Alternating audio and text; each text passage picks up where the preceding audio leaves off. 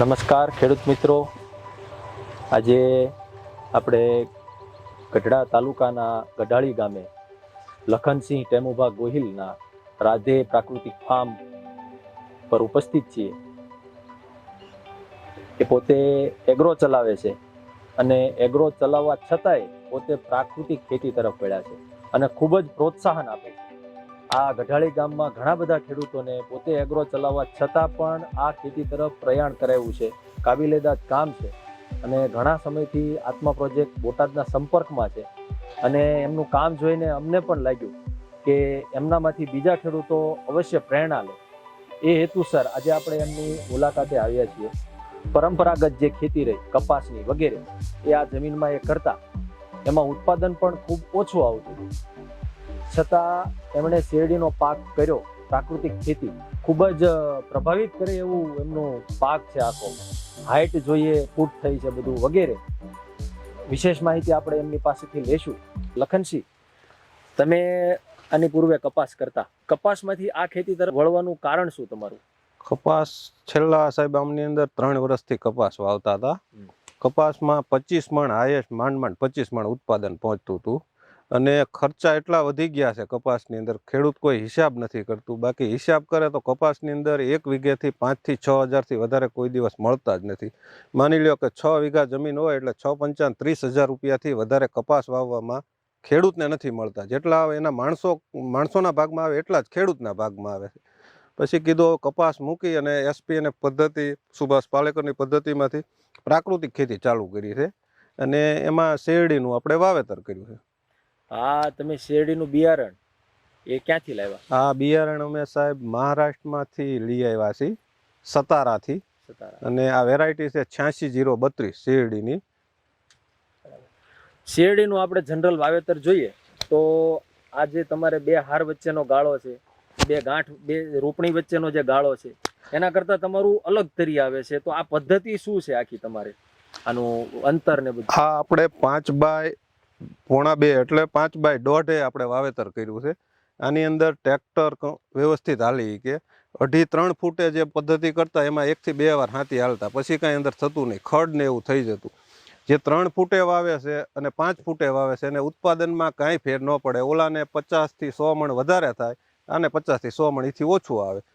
પણ જે 3 ફૂટ જેને કરી છે એને બધાને 800-900 મણ આવશે અને અમારી પદ્ધતિથી આ કરશો ને એટલે આમાં 1000 થી 1200 મણ ઉત્પાદન ઓછામાં ઓછું આવે.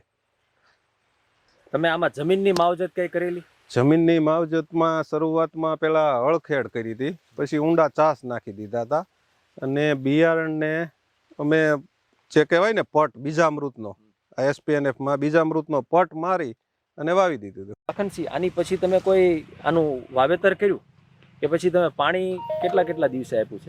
આમાં શરૂઆતમાં અમે 3 પાણ જ્યારે ઉગતું હતું ત્યારે 8 થી 10 દિવસે આપતા હતા. પછી તો 15 થી 20 દિવસે અને પાણી યારે ફરજિયાત જીવામૃત. આ 5 વીઘા છે તો આની યારે 2000 લીટર એકારે દર 8 થી 10 દિવસે 2000 લીટર પાણી યારે જીવામૃત જવા દેતા હતા. આમાં તમે જે વાવેતર કર્યું છે, આ એક ગાંઠ, એમાંથી કેટલા, આપણે હમણાં ગણ્યું તો 15 હતા, પણ આમાં તો વધારે દેખાય છે. ઓછામાં ઓછા 10 થી લઈ અને વધારેમાં વધારે 28 સુધીના રાડા એક આંખમાંથી ફૂટેલા છે. આમ અંદાજિત શું વજન હોય છે? આપણે 1 મણ કેટલા રાડા એ અંદાજિત થાય? સામાન્ય શેરડી માનો ને તો 8 થી 9 રાડા હોય ને એટલે 1 મણ, એને 14 થી 15 ગાંઠું હોય એટલે 1 મણ થતું હોય. એની જગ્યાએ આ બધી 2 મણની આજુબાજુમાં સરેરાશ.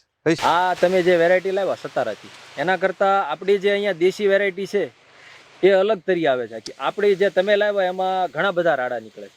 આમાં તો આનું શું ખાસિયત છે? આ ક્યાંથી લાવ્યા તમે? હવે આ રહ્યું ને આ બિયારણ સાહેબ અહીંનું આપણું લોકલ છે.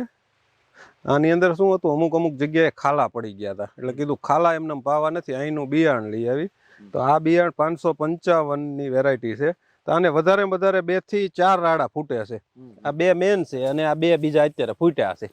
ટૂંકમાં આ વધીને 3 થી 4 રાડા જ તે ફૂટે છે. એની સામે આ 10 થી લઈને 30 સુધીના ફૂટે છે. એટલે ઉત્પાદનમાં આની કરતા આપણને ડબલ થી વધારે ઉત્પાદન એમાં મળે.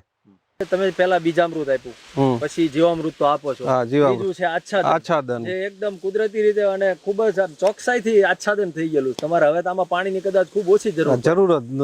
એટલે હ્યુમસનું આમાં ઘણું બધું ડેવલપમેન્ટ થતું હશે અને આનું આમાં તમારા પાકમાં પણ દેખાય છે. તો એક ચાસ જે રહ્યો આ તમારે, હા. ટોટલ ચાસ કેટલા છે આમાં? 51 ચાસ છે. 51 ચાસ છે. અને એક ચાસની અંદર કેટલા ગાંઠોનું તમે આખોનું વાવેતર એક કર્યું? ચાસ ની અંદર 254 ગાંઠું અમે સોંપી છે. 254 ને 51 તો 13,000 ની આસપાસ હા, તમારે 13,000. થાય બધું.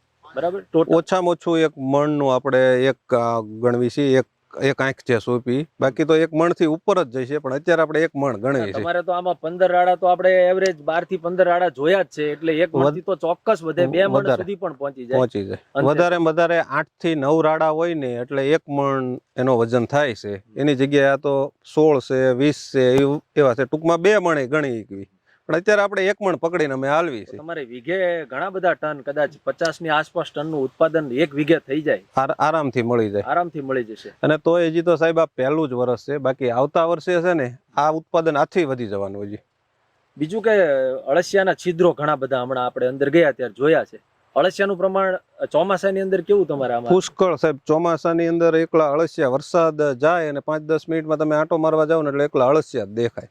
ટૂંકમાં તડકો પડે એટલે થોડાક જમીનમાં ઉતરી જાય. બાકી ચોમાસામાં તમને જોવા મળે અળસિયા. આમાં તમે વાવેતર કયા મહિનામાં કર્યું હતું? આ વાવેતર કર્યું હતું અમે 1 ફેબ્રુઆરીએ કર્યું હતું વાવેતર.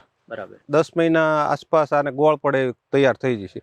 અને જે ખેડૂતને અત્યારે નવી વાવવી હોય તો એના માટે આ બિયારણ કમ્પ્લીટ તૈયાર થઈ ગયું છે, વાવવા લાયક થઈ ગયું છે. તમે શું ભાવે બિયારણ લાવ્યા હતા? અમે આ બિયારણ લાવ્યા હતા ₹2.40 એક નંગ અમને પડ્યું હતું. ટ્રાન્સપોર્ટિંગ ને ટોટલી ખર્ચો સહિત. હા, ₹2.40 એક નંગ, એક આંખ પડી હતી શેરડીની. તમે આનું વાવેતર કર્યું ત્યારે તમે પછી પાણી આપ્યું, પછી તમે નિંદામણનું શું થયું? કારણ કે ઉગતા તો આને વાર લાગે, આ તમારે ગેપ મોટો છે. નિંદામણ સાહેબ ફેબ્રુઆરીનો સમય હતો ને એટલે અમે આની અંદર 1 થી 2 વાર સામાન્ય ડ્રીપ હતી, એટલે નીચે વચ્ચેનો ભાગ તો કોરો જ રહે. ડ્રીપ હતી જ્યાં પાણીનો ભેજ જાય ત્યાં સુધી સામાન્ય 2 વાર નીંદ્યું છે. અને ફક્ત 3 વાર હાથી આંક્યું છે, કારણ કે આમાં નિંદામણ ખડ જ નથી થતું ને હાથીની જરૂર નથી પડતી.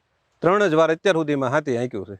ખાતર કઈ આપવું? કોઈ વસ્તુ નહીં. જીવા પ્રાકૃતિક સંપૂર્ણ એસપી અને પદ્ધતિથી નથી. આપણે આ જે ખેતી આ મોડલ ની અંદર કોઈ વસ્તુ બહારની આવી લાવીને નાખતા નથી. કોઈ એઝેટોબેક્ટર, એસિટોબેક્ટર, કોઈ બેક્ટેરિયાનો કોઈ અત્યારે વસ્તુનો ઉપયોગ નથી કર્યો. એક ડીકમ્પોઝ એકવાર વાપરેલું છે. એ સ્ટાર્ટિંગમાં શરૂઆતમાં આમ તો ના જ પાડે છે, ન વપરાય, પણ અમે હજી એકવાર એનો ઉપયોગ કર્યો છે. હવે આગળ જતા એટલો બધો નથી કરતો. તમે હવે આની પછીનું આયોજન શું છે તમારું? આની પછીનું તો સાહેબ અત્યારે 50% જેવી મારે શેરડી છે ને બિયારણમાં વહી ગઈ છે. 50%માં મારી પોતાની બધી જમીન છે, એમાંથી હું આ જ વેરાયટી પસંદ કરી છે અને આ જ વાવવાનો છું 11મા મહિનાના એન્ડ થી 12મા મહિના સુધીમાં. પછી જે 50% રહે ને એનો અમારે ગોળ બનાવવો છે, અને એ ગોળ એટલો બનશે. વધારે તો મારી આગળ બિયારણ નથી. અને અત્યારથી અમુક જે ખેડૂતને બધાને કરવી છે એ બધા જોઈ ગયા છે. ટૂંકમાં એની સિંગ ને તલ ને ખાલી થતું જાય એમ બિયારણ અહીંથી આપતું રહેવાનું. તમે પોતે એગ્રો ચલાવો છો, તમે શું ખેડૂતોને સંદેશો આપવા માંગશો રાસાયણિક દવા કે રાસાયણિક ખાતરો વિશે? હવે જો સાહેબ ખેડૂત જો સમજે ને તો સારું છે. બાકીના ટૂંકમાં ભવિષ્યમાં એવો સમય આવશે કે જેટલો એગ્રોની દવા, પેસ્ટિસાઇડ, ડીએપી, યુરિયા જેટલો ખર્ચો કરશે ને એટલું એને ઉત્પાદન નથી મળવાનું. પણ અત્યારે ખેડૂત કોઈ હજી સમજવા તૈયાર જ નથી કે આવું ન થઈ ગયું. બાકી તો એમાં એને કાંઈ છેલ્લે ખેડૂતને મંડળી પણ ભરાતી નથી. તમે પ્રાકૃતિક કરો છો, તમે કોઈ સર્ટિફિકેટ માટે તમે એપ્લાય કર્યું છે? સર્ટિફિકેટ એક ગોપકાનું સર્ટિફિકેટ એ ટૂંક સમયમાં આવી જશે. આમાં શેરડીની અંદર ઘણા બધા પ્રશ્નો જનરલી આવતા હોય છે. પહેલો પ્રશ્ન છે ભૂંડનો. હા, ભૂંડમાં તો સાહેબ એટલો બધો આમાં ફાયદો છે. આ જીવામૃત જાય છે 2 વાર આની ઉપર સ્પ્રે કરેલા છે. આ શેરડીમાં જ્યારે નાની હતી ને ત્યારે 2 થી 3 વાર. તો ભૂંડ અમારે મારા શેરડીમાં તો નથી આવતા, પણ આજુબાજુની વાડીમાં કોઈ નથી આવતા. એની વાસ આવે છે એના હિસાબ. નકર પાછળ જ ડેમની કાંઠ છે, ભૂંડ પુષ્કળ આમાં જ રહેશે. પણ આની અંદર ભૂંડ કોઈ દી આવવાનું કઈ રહેતું જ નથી. અને આ જે તાર ફેન્સિંગ કરી એ ખાલી ગાયું અને ઢોર આવતા હતા એના માટે આ કરવું પડ્યું છે. અને એ હજી 15 દિવસ પહેલા કરી છે. બાકી ભૂંડ અંદર આવવાનો પ્રશ્ન જ ન રહે. જીવામૃત વાપરો ને એટલે ભૂંડ ન આવે. પછી બીજું એક ઉંદરનો પ્રશ્ન આવે. ઉંદરનું કઈ? ઉંદર તો સાહેબ આપણે અંદર જઈને તમે જોયું ક્યાંય દેખાણું ઉંદર હોય તો તરત એનું કટિંગ, કોઈ જગ્યાએ ઉંદર કે કોઈ વસ્તુ નહીં.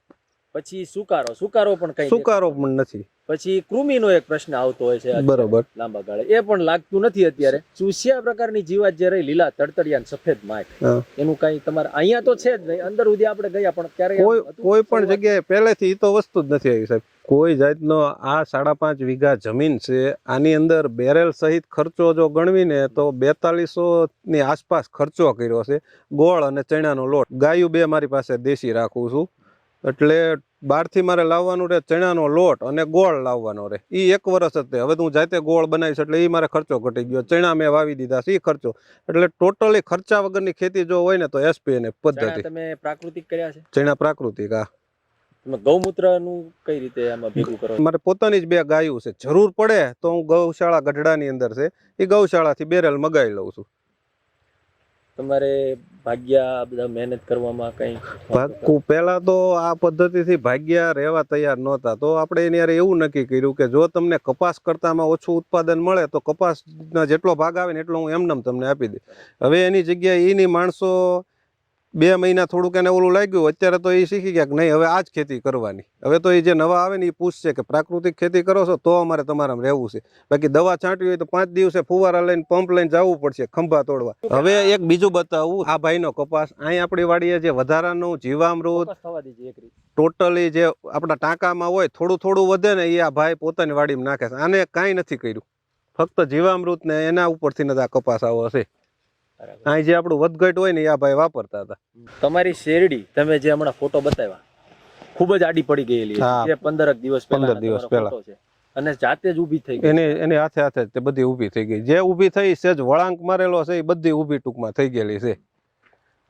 એટલે ખેડૂતને છે ને વધારે કોઈ બીજી આડાવળી કપાસ બપાસ એવું ખર્ચાળ કર્યા કરતા શેરડી કરે ને તો ચોખ્ખો એને નફો જ છે. તમે જેમ કહો છો, જેમ તમે આ લાવ્યા બિયારણ, કોઈ તમારી પાસેથી પણ લેશે, તમારો સંપર્ક પણ ઘણાએ કર્યો છે. હા. કોઈને વિશેષ શેરડીની માહિતી લેવી હોય, વિશેષ બીજી પણ માહિતી તમારી પાસેથી ખેડૂત લેવા માંગતા હોય, કોઈ વેપારી પણ લેવા માંગતા હોય, તો તમે તમારો મોબાઈલ નંબર ખેડૂતોને આપો. ચોક્કસ. મારો મોબાઈલ નંબર છે 9173 88 11 11. લખનભાઈ મારું નામ છે. લખનસિંહ, તમે જે સરસ માહિતી આજે આપી, ખેડૂતોને પ્રેરણા મળશે, આ દિશા તરફ આગળ વધશે. તમારો ખૂબ ખૂબ આભાર. ધન્યવાદ. જય હિન્દ, જય ગૌ માતા.